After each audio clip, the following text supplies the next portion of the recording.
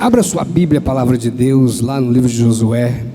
Josué, capítulo de número 25.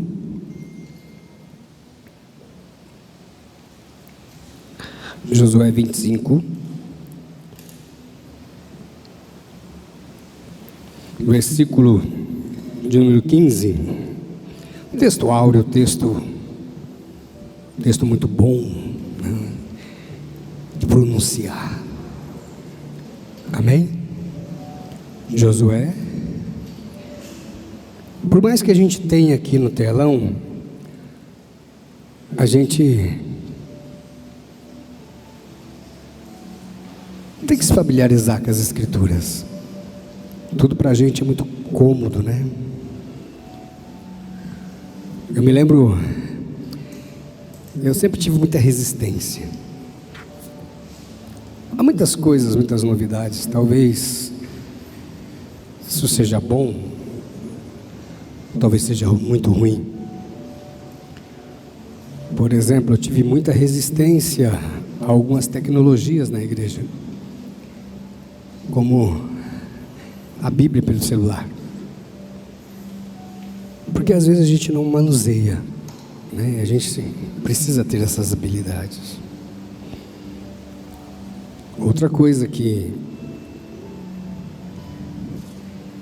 precisamos aprender é meditar nas Escrituras, porque às vezes não meditamos por não conhecer, e o povo é destruído porque lhe falta conhecimento.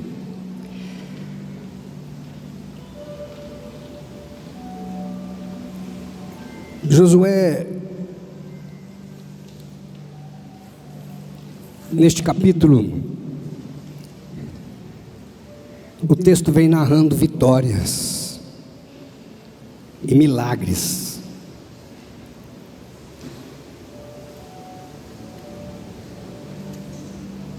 Josué fala aos filhos do Senhor sobre tomar posse na terra, e sobre ganhar, e sobre vitórias. E está relembrando de algumas vitórias memoráveis, como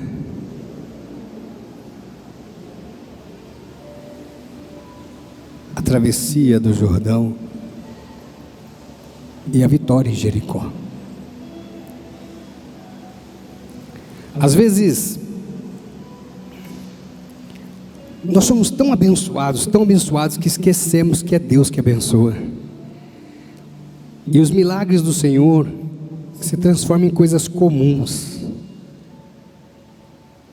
tão comuns que são imperceptíveis.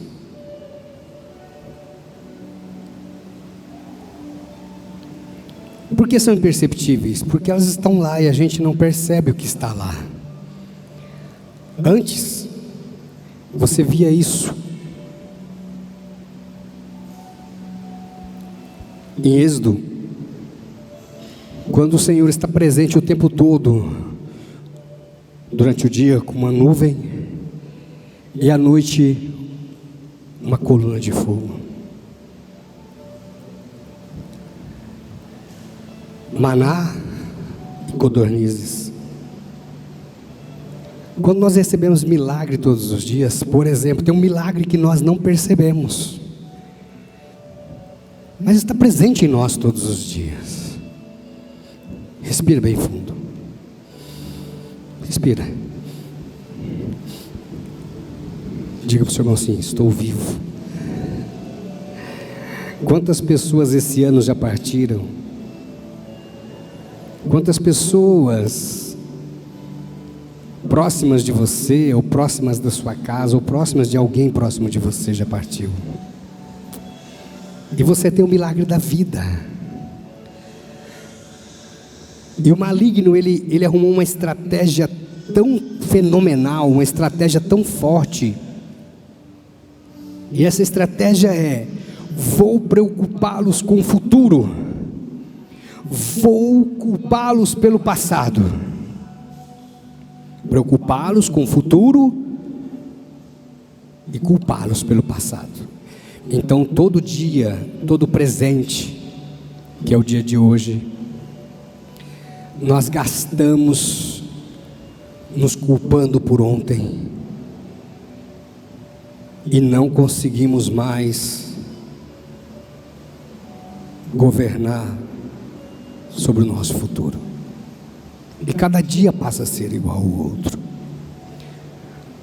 Por isso, esta palavra vem hoje para dizer para você: é hora de mudança, é hora de um novo tempo. E diz assim o texto da palavra de Deus. Se você tiver como marcar, marque e revisite.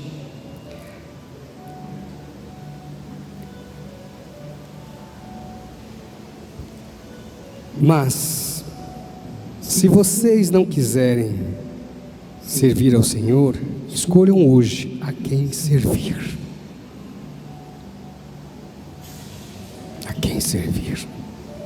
Se os deuses a quem os pais de vocês serviram do outro lado do Eufrates, ou os deuses dos amorreus, cuja terra vocês estão morando, eu e minha casa serviremos ao Senhor.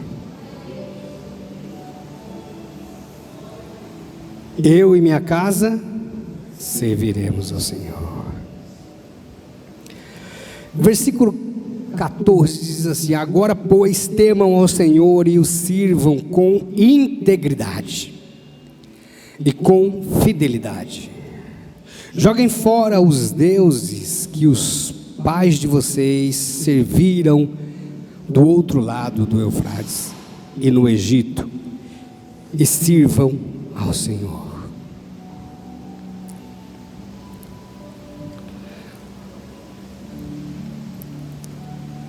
Durante muitos anos, os protestantes, os crentes, você chegava numa igreja evangélica, numa igreja crente, a pregação principal era a idolatria. A pregação principal era: pega os santos de gesso, de barro, de louça, de madeira, de ferro e destruam. Essa era a pregação. Os textos pregados eram Êxodo 20, Deuteronômio 5, Salmo 115, Gálatas 5, que Jesus voltou.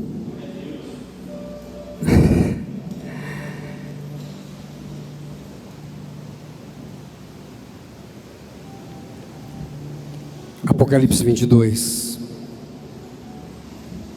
Mas hoje, qual é os deuses que estão dentro da nossa casa? Esses deuses pós-modernos, esses deuses dessa sociedade líquida, dessa sociedade pós-moderna, quais são os deuses? Qual é a idolatria hoje? Qual é a função?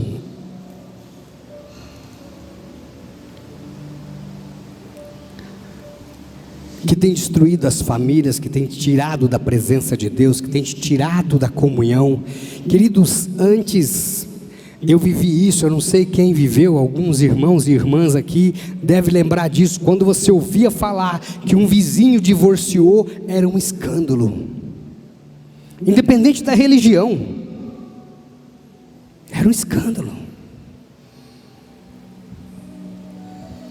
A gente até sabia que existia casos de adultério, mas era acobertados. Era um escândalo.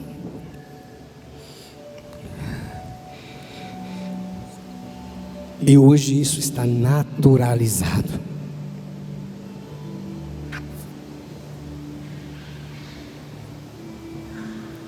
Comum.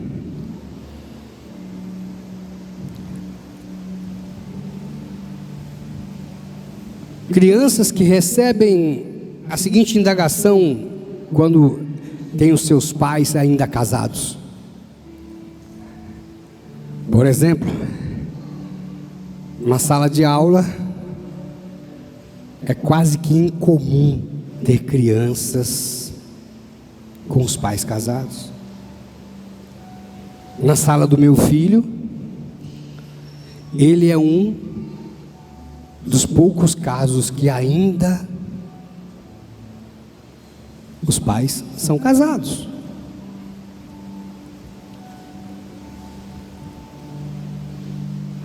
Algumas crianças não conhecem essa formalidade de um casamento, de uma família. A criança cresce ouvindo falar de advogados, guarda. A criança cresce ouvindo brigas, vendo brigas, discutindo dias e datas, feriados. Crianças que crescem como garotos de recado, garotinhas de recado, ou espiã.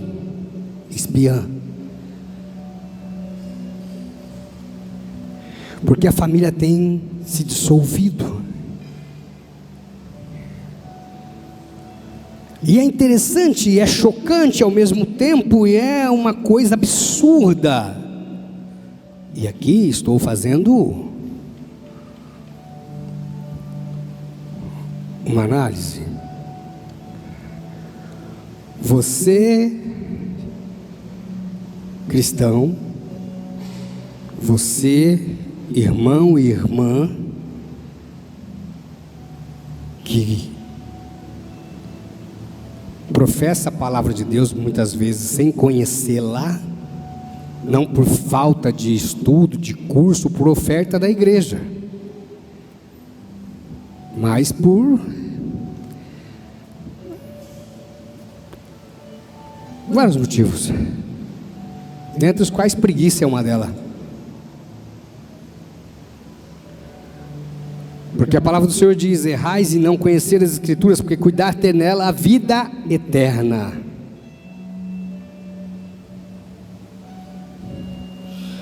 Você que é um homem de Deus, uma mulher de Deus, casado, e às vezes vê os conflitos familiares, ou você mesmo está vivendo num conflito relacional, um conflito no relacionamento familiar, no casamento. O casamento às vezes ele está girando em torno de uma anomia. Ele está também anêmico.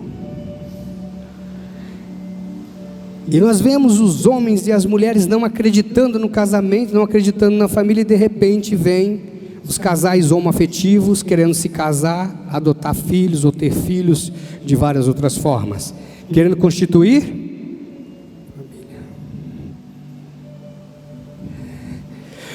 família. É o ponto central. Família é o plano de Deus. Façamos o homem à nossa imagem, conforme a nossa semelhança, domine ele sobre os peixes, sobre as aves. Você conhece o texto e ele diz: multiplique. Diga assim: multiplique. Pergunte para o irmão que está do seu lado assim: o que você pensa sobre multiplicar?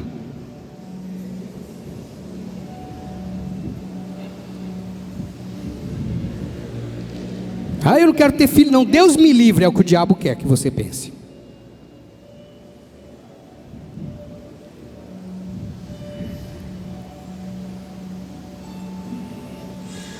Pastor, eu estou sentindo ofendido porque o senhor não sabe o que é criar um filho. Engraçado, teu pai te criou, tua mãe te criou.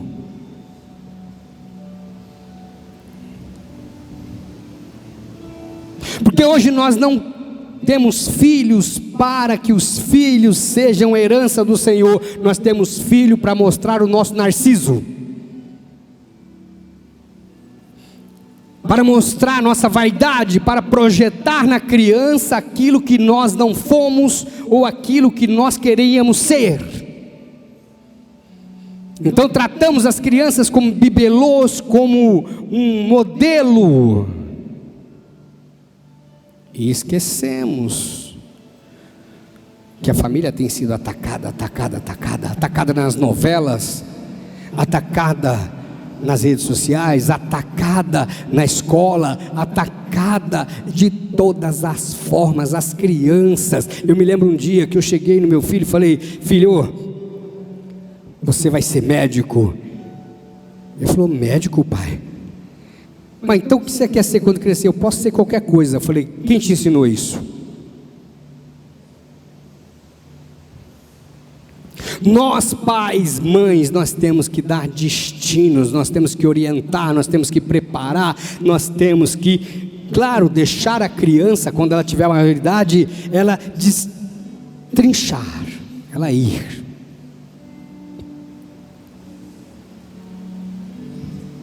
Mas até lá, quem diz para o meu filho qual é o caminho e o destino sou eu. Amém? Quem é pai e mãe aqui?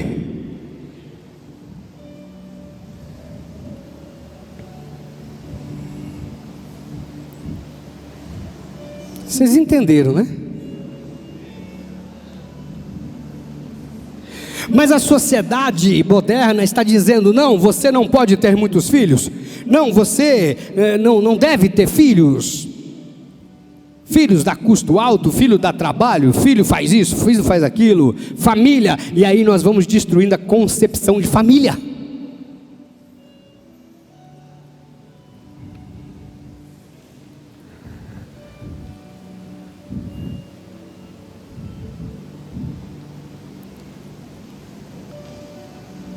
Tiramos da nossa casa o poder e terceirizamos o poder para babá, para o governo, para o Estado, para o poder judiciário, para as instituições, o poder da educação, do ensino, da direção, e nós não entendemos o que precisamos. Então precisamos fazer da nossa vida uma nova história.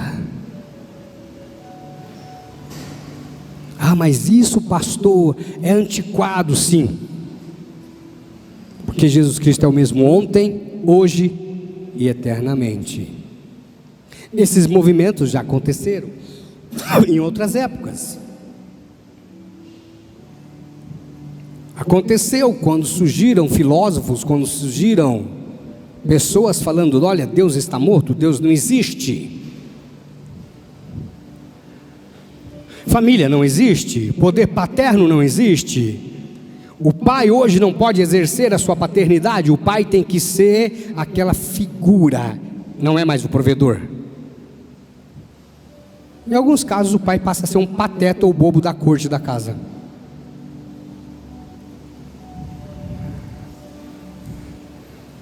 Pergunta para o irmão que está do seu lado assim: que papel você exerce na sua casa? Olha que interessante isso. Parece bobagem isso, mas eu quero que você reflita. Com os movimentos que aconteceram do feminismo, com o movimento que aconteceu na sociedade, a família está sendo bombardeada dioturnamente e nós não estamos nem aí.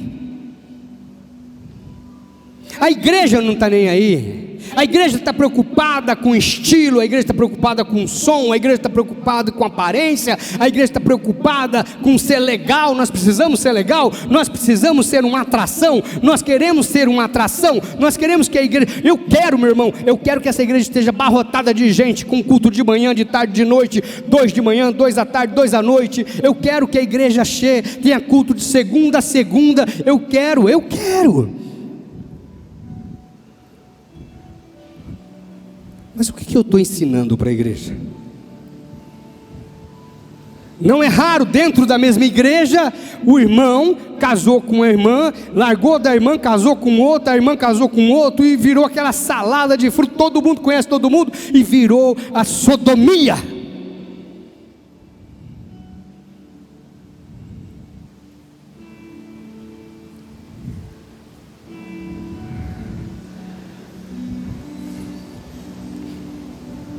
E hoje, no momento em que nós temos complexidades dentro da casa de Deus,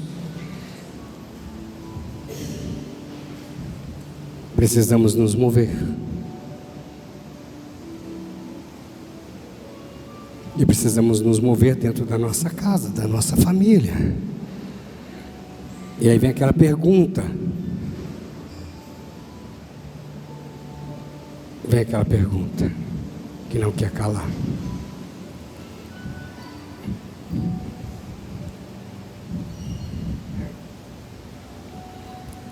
Como que a tua família te vê?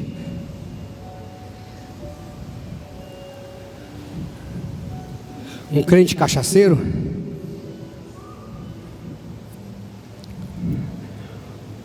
Um crente torcedor de São Paulo, hino de São Paulo, suas glórias vêm do passado?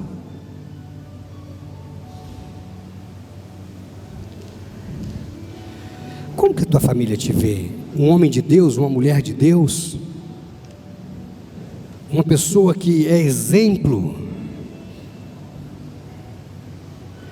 Um crente descrente, um crente que não crê na Bíblia, um crente que não crê em Deus, um crente que está decepcionado, um crente machucado. Meu irmão, presta atenção. Eu ouço às vezes as pessoas falar assim: eu estou na igreja, eu estou machucado. Diga assim: Jesus foi machucado por todos. E se nós somos imitadores de Cristo, nós seremos machucados, nós seremos espancados, nós seremos cuspidos, esbofeteados. Cuidado com a igreja que te prega que tudo é flores e rosas. Não é. Não é.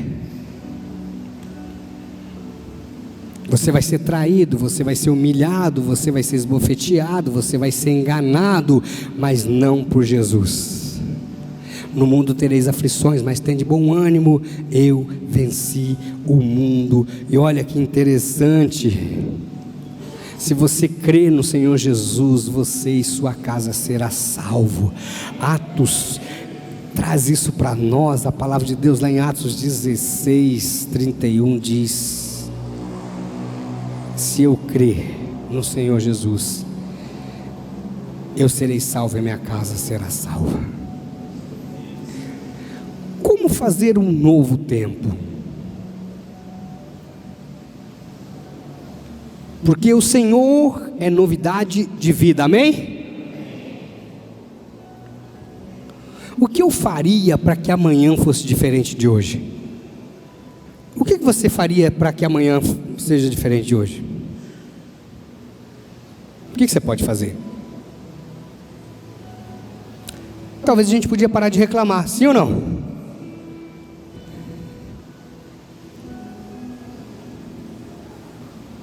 A gente pode ir à luta, a gente pode avançar, a gente pode caminhar para frente, a gente pode fazer a diferença.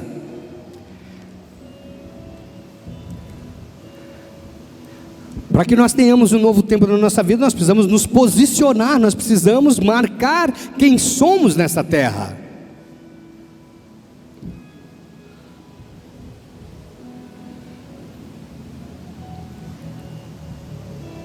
Eu não digo para você faça e eu fico assistindo, não, eu faço.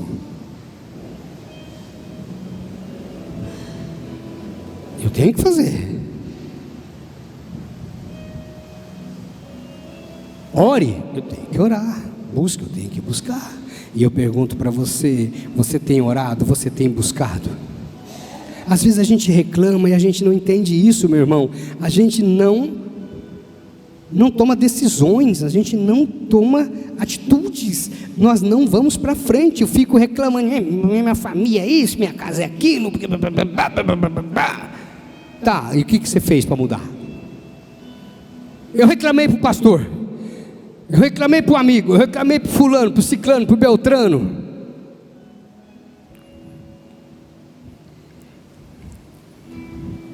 E você se torna uma pessoa previsível, porque tudo é igual, todo dia é igual, tudo é a mesma coisa. E chegou a hora de mudar. Chegou a hora de transformar, e pela renovação do entendimento, pela renovação do conhecimento, você precisa entender. E às vezes você não vai descobrir a Europa, você não vai descobrir o Brasil, você só vai descobrir a Bíblia. A pastora fez para este ano um manual, né, em que você vai ter uma vida diária, 52 semanas de meditações. Você vai meditar na palavra de Deus, você vai mergulhar na palavra de Deus, você vai mergulhar em oração, você vai buscar. Eu quero desafiar você, eu quero profetizar a sua vida. Começa a orar todos os dias, não precisa fazer muito, só para você experimentar. Ore 15 minutos por dia, porque andar com Jesus é andar em novidade de vida. Olha que coisa maravilhosa. 1 Coríntios capítulo 2, 1 Coríntios capítulo 2, versículo 9, vai dizer: as coisas que o olho não viu, o ouvido não ouviu, e não subiu à mente humana, são as que Deus preparou para aqueles que o amam. Preste atenção, o que Deus preparou para você é novidade. O que Deus preparou para você é novidade. Diga assim: o que Deus tem para mim é novidade.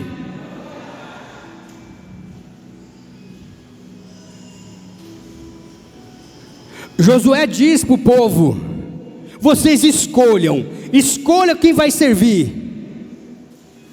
Antes ele fala como que as cidades foram vencidas, como que aquelas nações foram vencidas, como que as bênçãos aconteceu.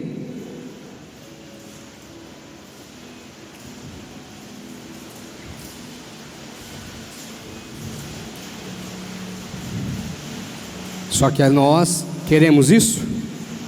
Às vezes não, porque novidade não é conhecida, novidade nos assusta, novidade é um campo não conhecido.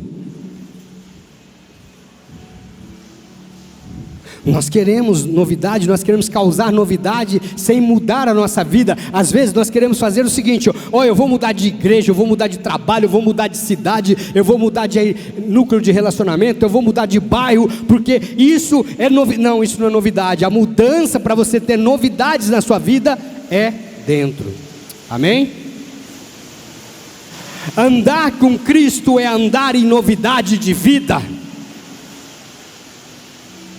Jeremias capítulo 33 versículo 3 diz: clama a mim e responder-te-ei, e anunciar-te-ei coisas grandes e ocultas que você não sabe. Porque o que você sabe já não te satisfaz mais. As bênçãos, os milagres que já aconteceram ou têm acontecido diuturnamente na sua vida não te satisfaz mais. Às vezes você precisa de um choque épico, você precisa de uma bênção que te assuste. Às vezes, para algumas pessoas, milagre é maldição. Sabia disso? Algumas pessoas, quando recebem um milagre, às vezes elas transformam o milagre em maldição. E nós não podemos mais aceitar isso. Nós não podemos aceitar, porque a vida é um presente. Você está aqui agora é um presente. Você poder ouvir essa chuva é um presente. Existe alguém agora que não pode ver o que você está vendo. Existe alguém agora que não pode andar como você anda. Existe alguém agora que não pode falar como você fala. Existe alguém agora que não pode comer como você come. E às vezes a gente não valoriza as coisas que Deus nos dá, como a bênção da família. E para encerrar, um novo tempo precisa de uma cobertura de direção espiritual. Precisa de direção espiritual. Quem está te dirigindo espiritualmente? Quem está te dirigindo espiritualmente? Quem está orando por você.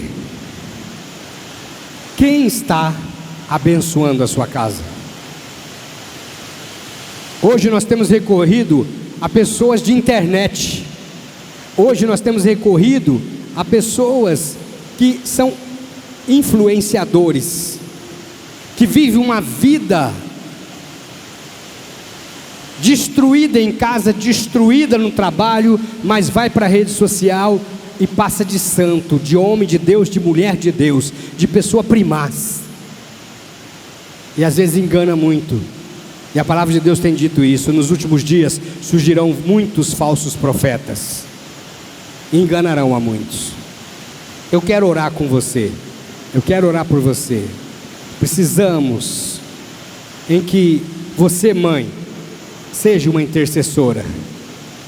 Precisamos que você, pai, seja uma autoridade, que você diga para o seu filho que ele está errado. Precisamos que vocês sejam sacerdotes da casa, que vocês dê direção, dê destino. O meu filho está casado, mas eu ainda o oriento, como pai, como pastor dele. E eu fico feliz, porque vocês podem procurar os meus 2 filhos e perguntar para eles: o seu pai é pastor? Porque às vezes nós temos um pastor que é pastor na igreja, mas fora da igreja está nas boates, nos barzinhos, nos restaurantes, bebendo, comendo, fazendo loucuras. Estamos vivendo um momento da história onde os homens de Deus nem sempre são de Deus, onde os homens têm perdido o tato, o traquejo. Temos visto malignidades em todos os lugares. Recupere a autoridade sobre sua casa, porque o filho é a herança do Senhor. Nós estamos vivendo um tempo de transformações, e que esse 2026 seja um ano em que você recupere os seus filhos, que você recupere a sua família, em nome de Jesus Cristo, amém? Coloque-se de pé em nome de Jesus.